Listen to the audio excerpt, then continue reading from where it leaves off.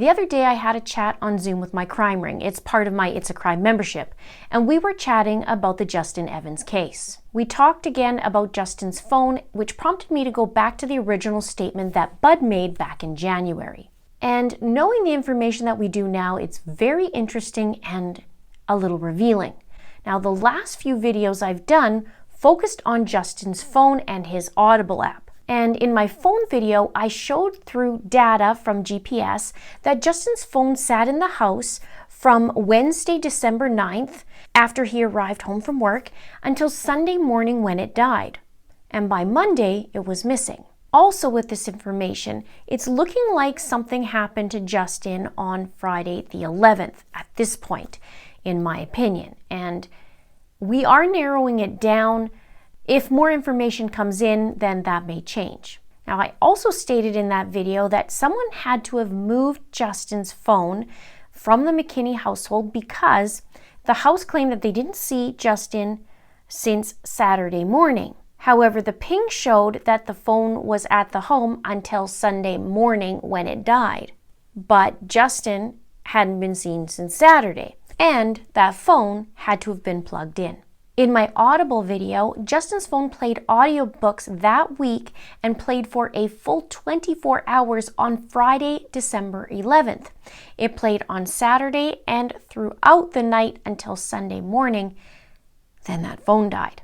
So on December 14th, Justin is reported missing, and on January 6th, 3 weeks later, Lucas the neighbor, who's also Justin's friend, he died. Now, on January 8th, an article about Justin's death quoted Detective Watson saying, "We still consider it criminally suspicious. It's a very mysterious case.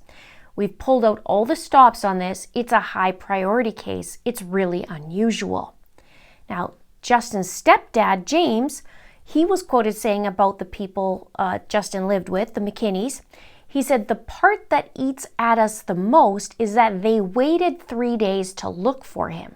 Then, on January 11th, there was an article online about another person who died at the Muskoka Tourism Center, and it said, "Police added there are no public safety concerns and the incident is not connected to the ongoing missing person investigation in the area." Now, by January 17th, both Kiera and Bud took it to Facebook and made a statement. In Bud's post, and I use air quotes because it's my belief that it's actually Kiera making these posts for Bud, but it starts off saying, "I feel I have to make a post about everything going on." Now, before I get into the statement, there's a couple reminders about Justin's phone. Remember that it died on Sunday morning, and Monday, he was reported missing. And technically, no one in the household would know that the phone is dead, technically. Just that Justin is missing. One would assume he'd have his phone and no one can get a hold of him, right? Okay, so ready for this? Let's get into it. The statement reads by Bud. "Monday morning, I called him a few times and it rang through to voicemail. That made me worry less because at the time I thought all phones worked the same and would only ring through if the phone was on." I'll repeat that. That made me worry less because at the time I thought all phones worked the same and would only ring through if the phone was on. This was written in January. Let me know your thoughts in the comments below. Next part. "I looked in his room and I found his travel bag, charger, and wallet. But wait, where is his phone in this statement? His phone would have been there as proven by my video and GPS. That phone didn't move since Wednesday, remember? So, and it didn't die until Sunday morning, and Justin wasn't in the house since Saturday morning. So they found his charger for his phone, his travel bag, and his wallet, but no phone." It's interesting. Then it says, "After that, my mom suggested I check his shed to see if maybe he came home and was sitting out there smoking his pot and listening to his book." Note, they found a bag of grassy appearing substance in the autopsy report, and they found an empty case of headphones. Pot, listening to his book. And P.S. stay tuned for that video about the autopsy. I know you guys are chomping at the bit for me to do it. It will come. Timing is everything. And obviously, when it comes to the earphones, Justin would listen to his audiobook from his phone app and use his earbuds. Next part of the statement. I found his shed in disarray and called his parents and the police once they had said he wasn't there for the weekend. I then went asking our neighbors if they'd seen him. Now note, 2 neighbors were asked out of the entire trailer park. 2. Now back to the phone again. I've sadly learned since then that most cell phones ring through so the caller doesn't think they are being ignored. Now, way back in the beginning of this case, when I first read this statement, both statements by Bud and Kiera, I put a note on the side of my paper that said way too much explaining about the phone. What do you think? Let me know in the comments below. We continue. One more part, it says, please, I've walked around our area and talked to some people, but no one seems to know anything. So the 2 neighbors they went to is Lucas the neighbor and Sarah the neighbor.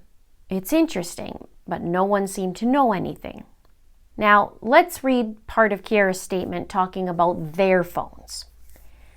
She says, when everyone had given their statements, we were asked to leave the premises. The forensics team then took over. The only thing Bud and I were allowed to take was our phone chargers. Bud's parents stayed at a hotel and Bud and I went to my parents' house. So let's talk about this for a minute. Kiera used her phone and took pictures of a blood-ridden shed, which was horrific, and distributed it. Not 1 picture, but at least 3 that I've personally seen. Could be more. There's also snow in the shed, which shows me that someone was in that shed on the Monday, because Monday afternoon it snowed and there was a snowstorm that afternoon and it was rather balmy the days before for December. It even rained. So back to the phones, Kiera takes a picture, minimum 3 pictures of the bloody shed, distributes them, and then at nighttime, when the police came after it was sunset or just around that time of sunset, and they were allowed to take their phones, from the sounds of it, because they took their phone charges. You wouldn't need a phone charger if you didn't have your phone. So I find that interesting that they cordoned off the house, but didn't take anybody's phones in the house. I'm just finding that interesting. And there was, evidence of somebody being in the shed while the snowstorm was going on. It's just interesting to me. Another part of the statement. I would also like to clear up that Justin's shed is at the very back of our property. I'm not good with distances and I won't be sharing any pictures of our property, but if I had to guess, maybe 30 feet from the back edge of the house to the shed, and that is roughly 100 feet from the door to the house, and it is on the opposite side of the house that the bedrooms are on. Now, okay, she's right.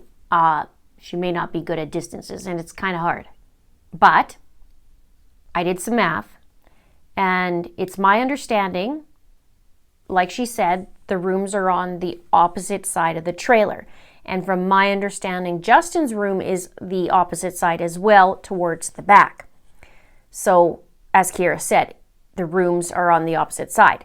So, according to the measurements on good old Google, it's approximately 65 feet from the other side of the house where Justin's room is or potentially is to the shed. So if the phone was in his room, which we know it was in the house since Wednesday, charging, and his room is in that corner area, then I don't think he was listening to his audiobook in the shed. Or he was, and that phone was plugged in later. So now I have to do a deep dive into that, as it's concerning. And also concerning is the fact that they found the earbud case without his earbuds and obviously the missing phone. It's always important to go over old details, especially when new information pops up. You go back and you rework the info. So this is big time on my radar about the statement in January about the phone. Little too much explaining, in my opinion, a lot of word salad, and it seems like they knew that the phone was off. Should have just left it to they phoned the voicemail and couldn't get a hold of him, and that was that. So I'm going to reread the little snippets one more time without all the commentary. Statement part 1. Monday morning, I called him a few times and it rang through to his voicemail. That made me worry less because at the time I thought all phones worked the same and would only ring through if the phone was on. Next part. I looked in his room and found his travel bag, charger, and wallet. And last part. I've sadly learned since then that most cell phones ring through so the caller doesn't think they are being ignored. These statements, in my opinion, tell me that there was knowledge of the phone being dead. And I'm not convinced that Bud wrote that statement. He may have, but I'm not convinced. Let me know your thoughts below. Stay tuned for the next video. Please subscribe, please like, and please share. Thank you so much for watching. See you soon.